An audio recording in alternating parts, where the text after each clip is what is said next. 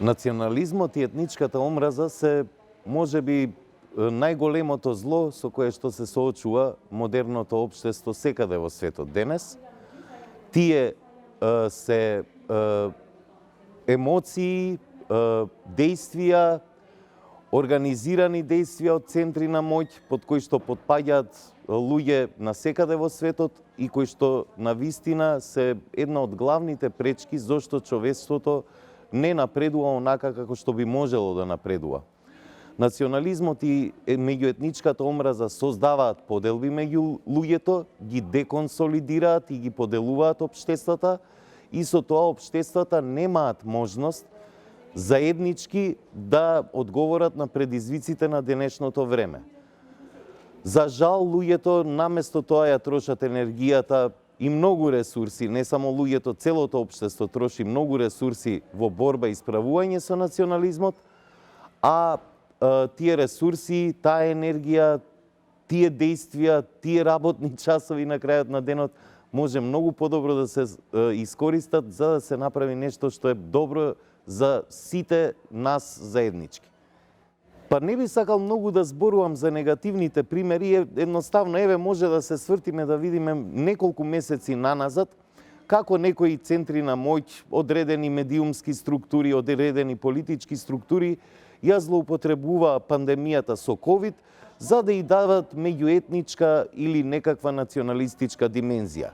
Се обвинува луѓе од различни етнички групи дека тие се причинители за зголемување на бранот на омразат на COVID-19, а всушност сите луѓе кои што не внимаваат се тие кои што придонесуваат за зголемен број на заболени и на луѓе кои што се допрени од оваа болест, а не некој од одредена етничка заедница. Едноставно, луѓе што не внимаваат имате во сите етнички заедници, како што имате и луѓе што внимаваат на болеста во сите етнички заедници.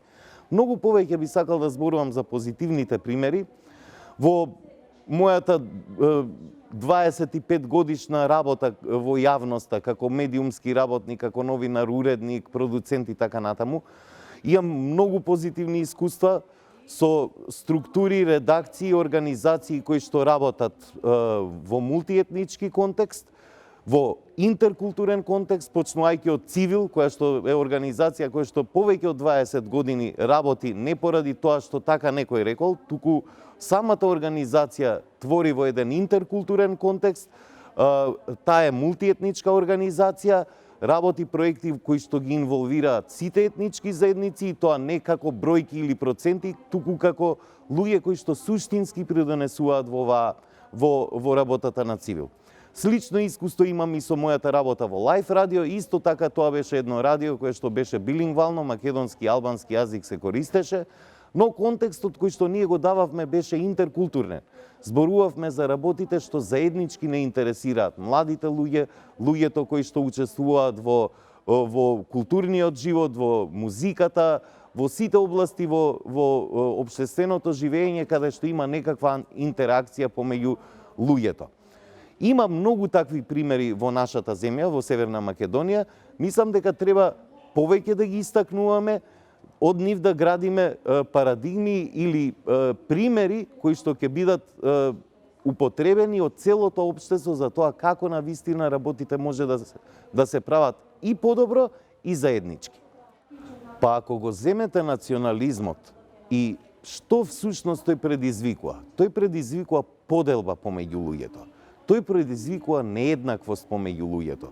Тој предизвикува доминација на одредена етничка заедница или одредена општествена група врз друга.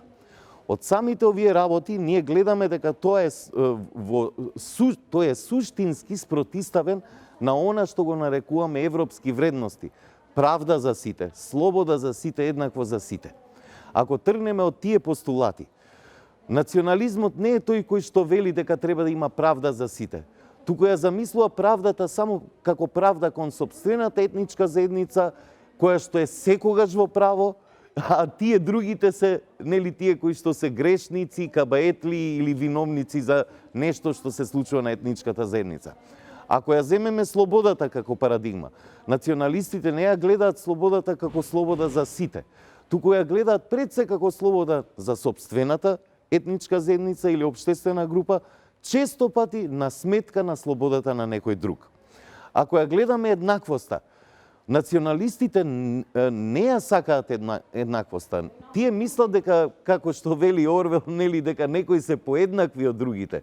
Сметаат дека нивната етничка заедница е привилегирана, тоа го прават од позиција на моќ, не од позиција на одбрана од некој туѓ напад, туку од позиција која што сака да наметне доминација над некоја друга етничка заедница.